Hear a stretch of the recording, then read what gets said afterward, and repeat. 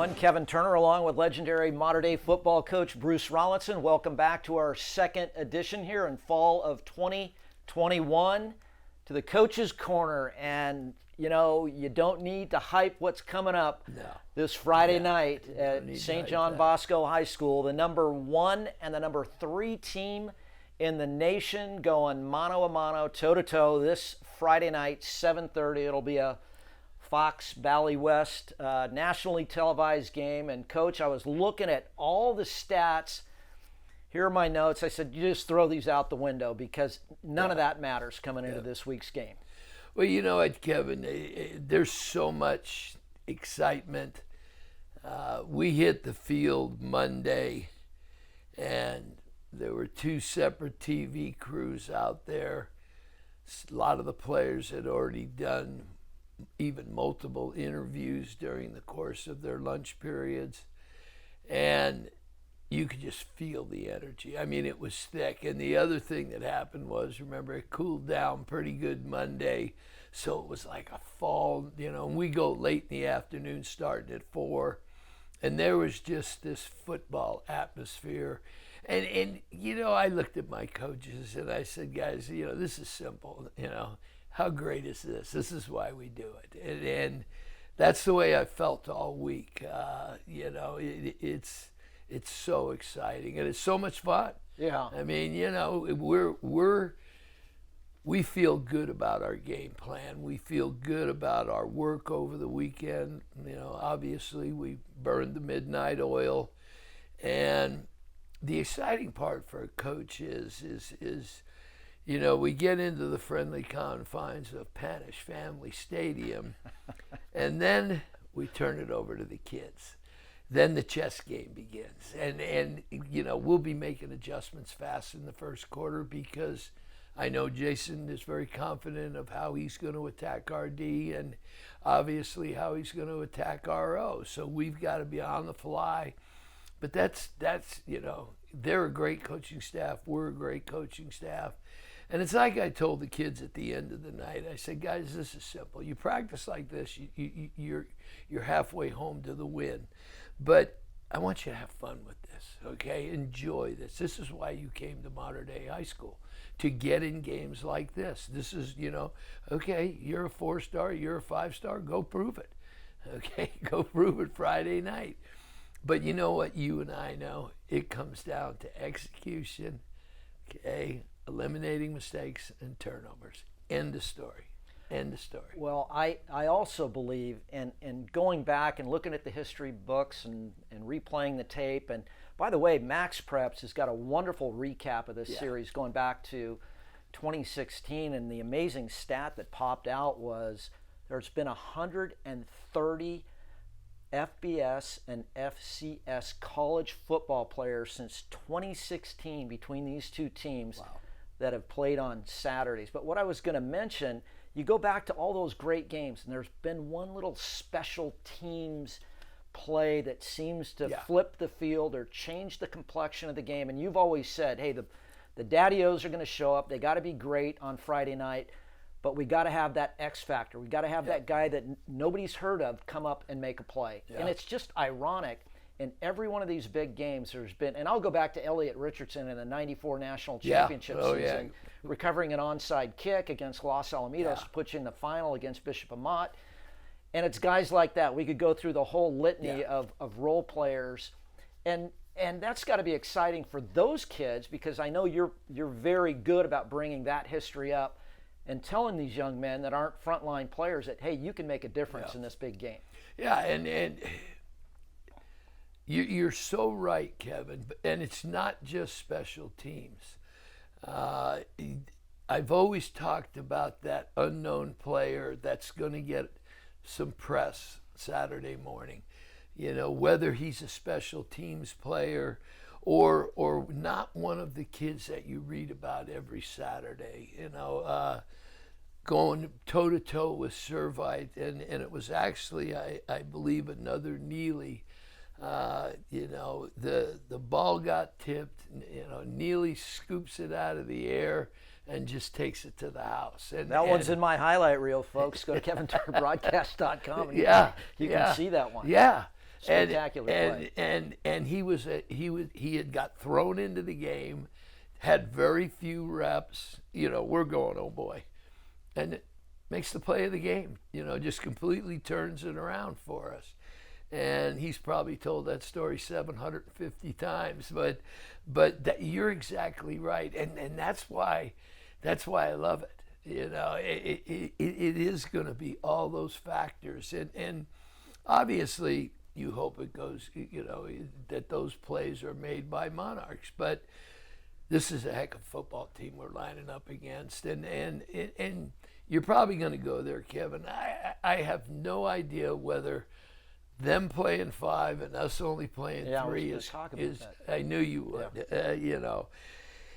And here's what my answer is, okay? 3 allows us to go in at 99.9% health,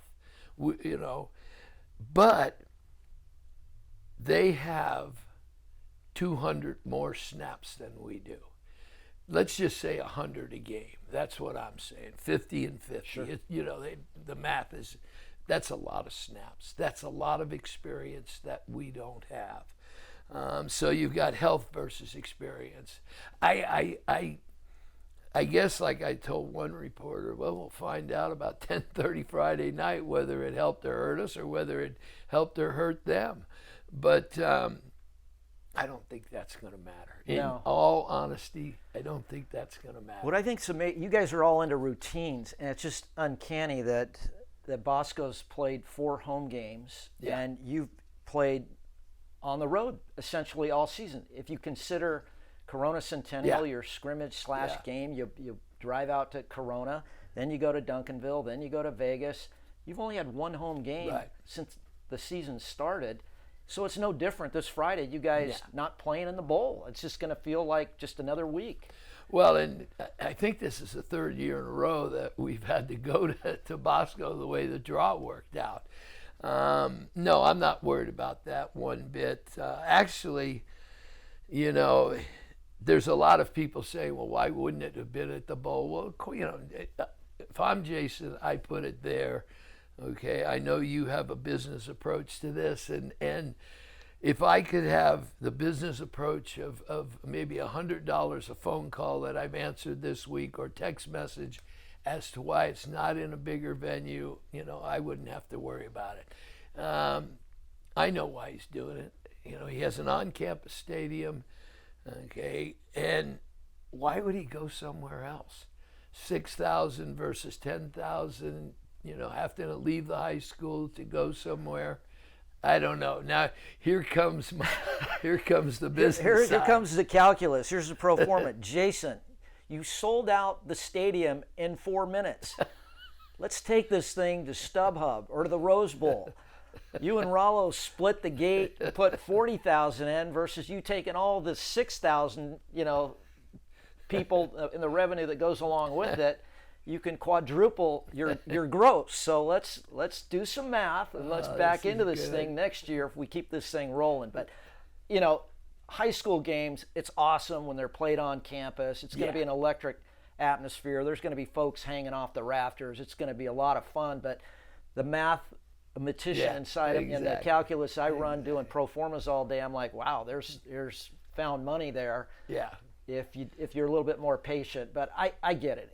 It's a beautiful thing they've done there. It's a great on-campus venue and fun place for you guys to get it on Friday night. The first thing I told Jason, I said, I don't care about your scoreboard. That's nice.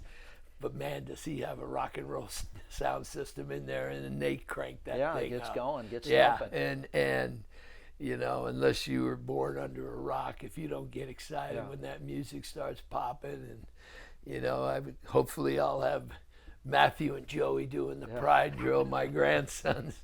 And speaking of that, I got to plug it. We had identical twins. Oh my goodness! Twin boys 2 God days ago. Yeah. Caroline is blessed with identical twins. She probably, that's 5. number 5, 5 under 6 years old. Wow. Kate being 17 months. But, James and John, It's unbelievable. 7.12 and 7.9. Wow. I taught that girl to be tough, baby. Well, congratulations to Thank Caroline and Will, and to new grandparents. God bless you. Thank you. That's Thank amazing. you. It's going to be great at Thanksgiving and Christmas, and They lot of better fun. be at the game. Yeah. I don't care. They get out of the hospital Well, tomorrow morning. we got 2 dynasty programs, St. John Bosco and Mater Dei, going head to head, and it gives us an opportunity to thank our sponsors. Speaking of dynasties, this is the new product that was just released by Bear. It's an outstanding. It's their new premium product. Bear Paint, one of our outstanding sponsors, available at your nearby Home Depot store. And of course, this is bad for me because I dusted off a half a bottle of this last night. This is our Hook or Crook Field Blend Lodi Reserve. You know, repeat performance. They were our sponsor, our marquee sponsor in the spring of 2021. So I want to thank all the good folks at Hook or Crook, and of course our new sponsor, Bear. You know, we couldn't do any of this without that financial support. No. And then what else do we got? Well, We've got the KC helping us out too with our financial. Oh, support. Kevin Conway. Yeah, Yes. yeah, exactly. Thank you. I was sorry, Kevin. I'll apologize on the podcast. I was supposed to contact him to get his logo behind us, but I spoke last time. The Conway family, legacy family, and Kevin is the type of person that his generosity is overwhelming to the program.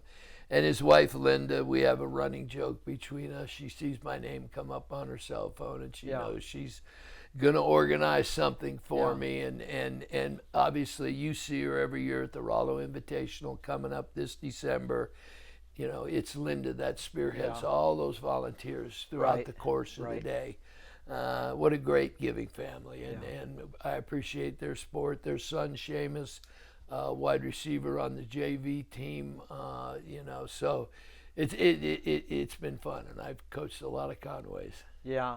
Also want to give a shout out to the La Mirada football program for stepping up.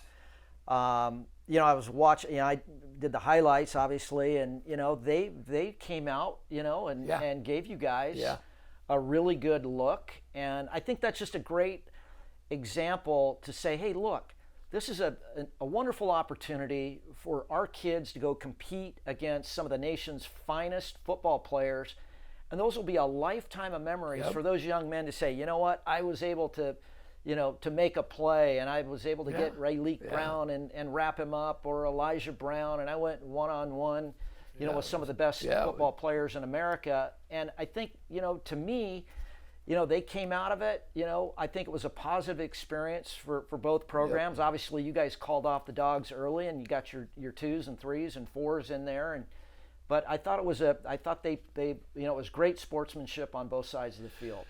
Mike Moschetti is a good football coach and a good man, and you know what? I told the service kids, you know, it's going to be a thankless job this week because, you know, we're gassing it up. I mean, it's just the excitement. Our service teams have to get us ready for Friday night, and they got to give us a great look. But they have no carrot at the end. Yeah, they get to be in the stadium, but they're probably not going to play. And that they all played in the La Mirada game. And you know what I was proud of, Kevin? All the ones stayed right on the sidelines and cheered for their brothers and got excited when Vaca scored the touchdown. I mean, Vaca literally gets the crap beat out of him every day. And he, you know, we go, come on, take one off. No, I'm going back in. I got to make them better. It's literally the Rudy shot. And I've got other Rudies like that. Mike, I'm telling you, here's what kind of guy he is. Game's over. I'm coming across. And Mike shook my hand and he said, we're playing next year, guaranteed. He goes, I appreciate everything you did tonight. And I looked at him, I said, you know, Mike, your team surprised me. I go, you got some tough kids. They battled every play, you know, and you should be very proud of them. And I think that little team is going to go some places because we knew their top running back was down, did not play, and we said, hey guys, he's as good as what we've been facing. He gets that kid back. He had 3 of his best linemen out. So I think when he gets his pieces back together, he could go on a little bit of run. I love that I formation. I love the stack triple I formation. We haven't seen Old that. School, baby. I mean, my defense, the first time we lined up in it, they're looking out going, well, where are the receivers? It's always spread or quads or trips. But no, yeah, I'm glad you brought that up, and it was a great night. And the last thing I would say, did you see how many modern day people showed up? It was knowing we were playing La Mirada. It was unbelievable. Our side was full. Yeah. I think that's COVID, and now everybody gets to go out. I think they wanted to see, all right, what's all this hoopla about this, 2021 Monarch Edition. And our student section was unbelievable, and they were rocking. And people, well, do they really, they hear this? Of course, they hear the students. Those are their friends. Yeah. And those students give. I mean, you remember, you're just hoping some good-looking girl spotted you and then started going by you in the hall. But it was really electric in our student section, and I think I'm hoping that set the tone, because we got some big ones in the bowl, especially Saturday night, a couple of weeks from now against Servite. Well, we've known about all the great players, and of course, I was going back, and Max Preps has a great recap of this series. I was watching some highlights, from years gone by, and JT Daniels, obviously front and center, kind of got this ship righted, under his leadership. I had the opportunity last Saturday in Nashville, Tennessee, to go to an SEC game. Attaboy. Hung out with Steve Daniels, did a little pregame festivities with the Daniels crew and Butch Twining. Butch, my guy. They were there. I think I sent you a text. But yeah, you did. JT went 10 for 11, and the ball that was incomplete was right in the receiver's hands. He would have been perfect. Then I'm flipping over. I'm looking at Bryce Young. He goes 21 of 22. Yeah. And it was just amazing to see those two guys and how they performed. But I'm telling you what, in my heart, and I believe this, that JT Daniels will be a top 10 NFL pick. Yeah. The way he spins the ball, his command of the offense, his leadership skills, very, very measured. And, and you look at Bryce Young, he's got the same even keel, very measured, strong leadership skills. I think his QBR rating was like 150 last week. It was just off the chart. So it's not going to be surprising if those two young men aren't at the New York City Athletic Club. One of those young men is going to walk away, I believe, with a Heisman Trophy in 2021. I don't want to jinx it. I mean, you don't have to jinx it. It's reality. It is reality. It is reality. And see, being around them as you and I are, as they had their high school careers, what you and I know is that's the last thing they're thinking about. And I think that's important. You have to go 1 week at a time. Bryce and JT never were into, I didn't know, I don't know their numbers. And I know I was talking with JT one time, and somebody brought up, and I go, well, I don't know, what are your statistics? I go, all I know is we're 5-0, brother, And JT goes, I don't know. And it took the person that asked the question to get the book out. And I looked, I said, are your numbers right? I mean, we were already like 1,500 yards in offense, and JT had thrown for 1,200 yards. But the point being is, I think those two clubs, as they take a run for the national championship, have two perfect guys leading them. Two guys that are going to keep it in perspective, are not going to get wadded up by NIL. They're winners. Yeah. They're winners. That's all I can say. Well, one other tidbit. December 12th in Atlanta, the SEC championship game. You and I got to find a way to get there, brother. Well, we can probably get tickets. Because that's going to be a bye between they're the going to CIF be championship and the state championship game. So we can sneak over there. We got a direct flight out of Orange County via Delta. You'll 4 hours. You'll probably get a call from L. Rollinson tonight saying, no. He's going Christmas shopping during that bye week. No, we'll see what happens. Yeah. I know Steve and Craig Young have contacted me about that, and stranger things have happened. Yeah. So let's talk a little bit about your defensive unit. You guys just continue to amaze me. You guys have never trailed here in 2021. Yeah. Now there could be some adversity that you guys are both high-scoring teams. You guys are running the ball. You're throwing the ball. They've got a two-headed quarterback. So what sort of challenges does that present Eric Johnson, the coaching staff, to game plan around the two quarterback system at St. John Bosco? It's the question of the week, and we have to decide, and I'm not going to sit here and tell you our game plan, but what I would tell you, Kevin, is we're going to continue.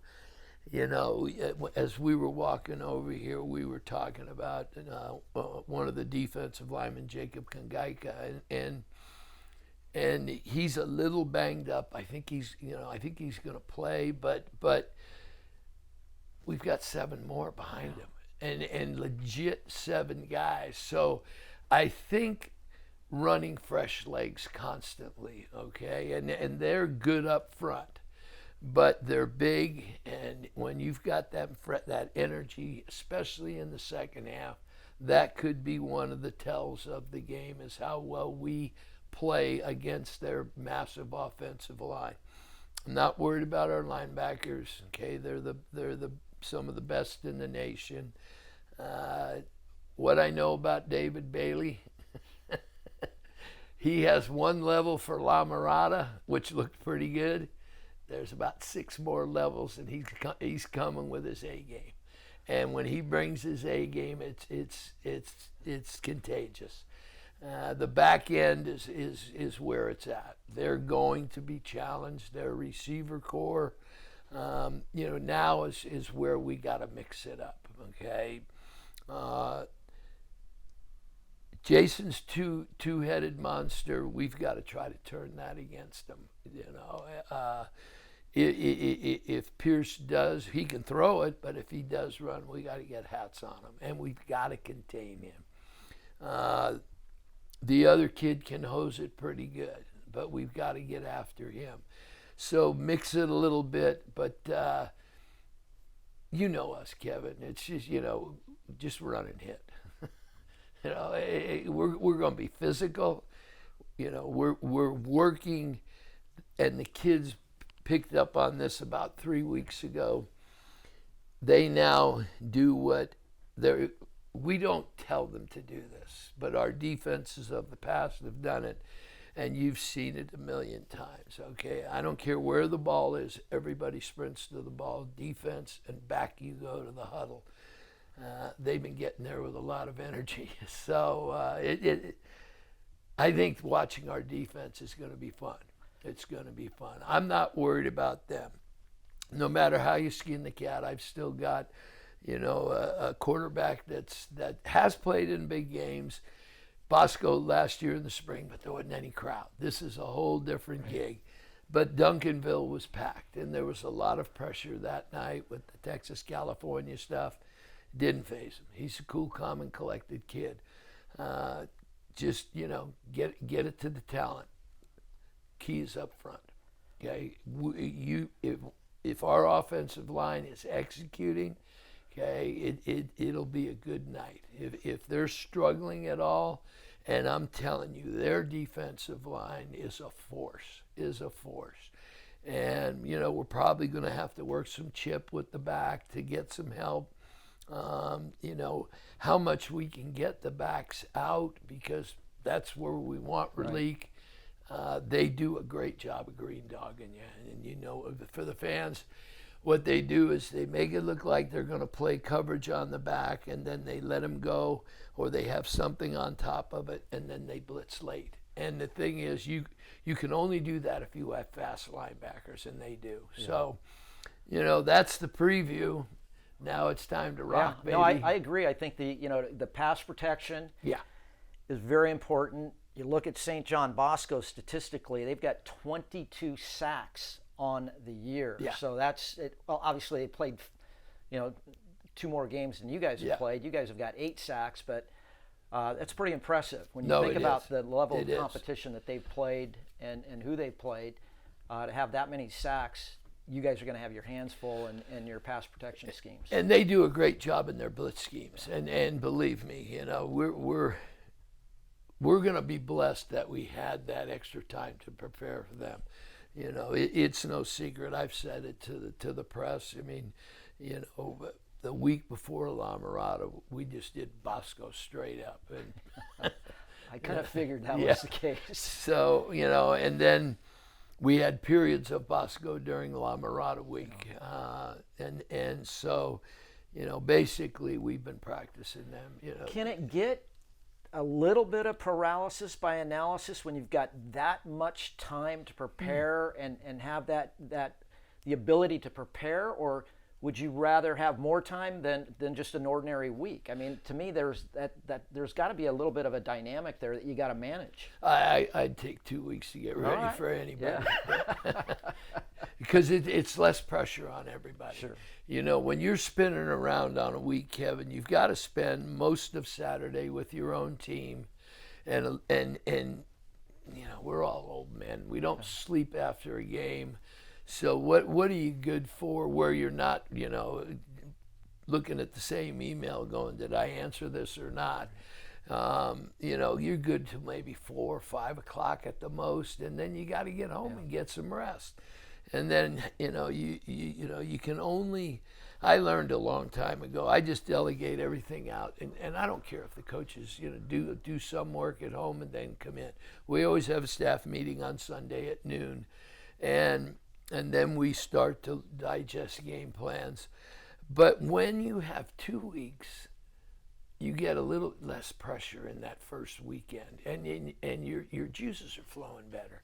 I think you have more creativity, and then during the extra week that you have, you're kind of like tasting the menu.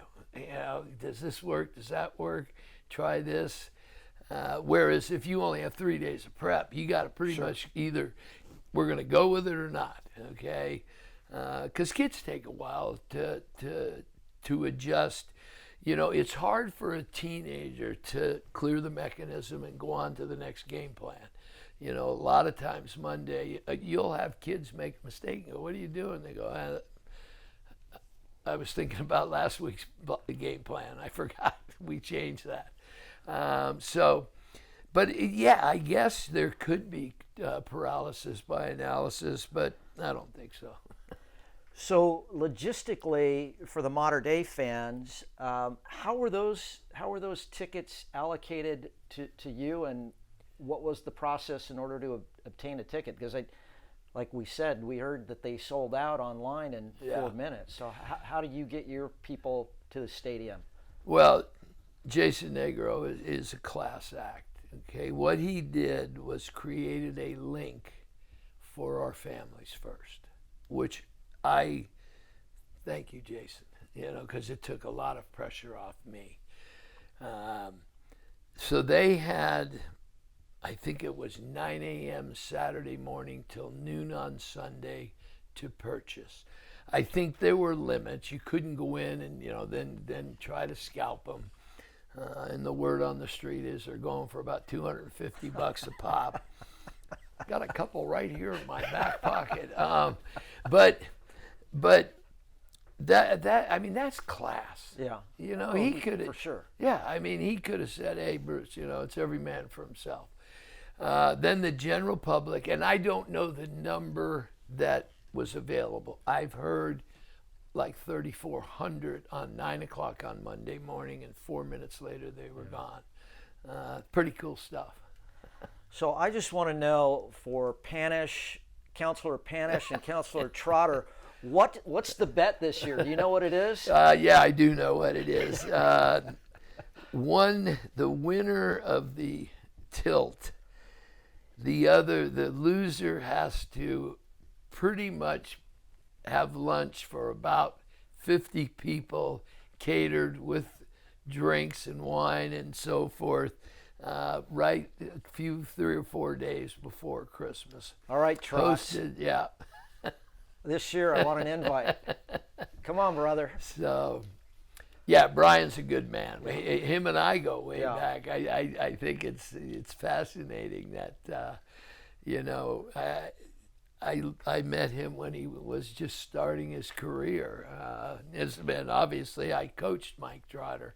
So that's a pretty intense rivalry between Trot and lot of fun. and Brian. Yeah, it is All right, a lot of fun. Let's go ahead and mention one more time our sponsors. This is Bear Dynasty, available at your nearby Home Depot stores, and then also our Hook or Crook. This is the Field Lodi Reserve. This is now available at Costco. Yes. I mean, and it's good product. It so, is. Coach, just give us, we're going to wrap things up here because I know you're busy and you got to get back to the film session, get back to your kids, and get out to the practice field. Keys to victory. Give me 3 keys to victory for Friday night.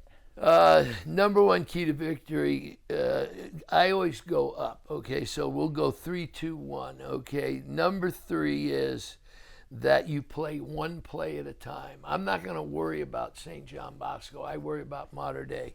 You got to play within those 6 seconds. And whatever happens, good or bad, move on to the next 6 seconds or the next play.